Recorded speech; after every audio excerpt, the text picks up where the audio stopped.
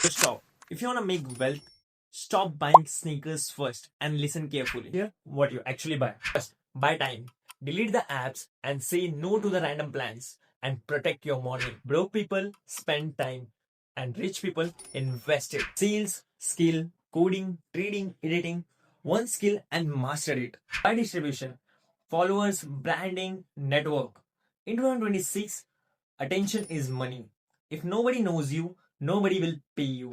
Agency, digital product, and investment. And it can be anything which prints money even when you're sleeping. And if it's not working when you're not working, it's a job.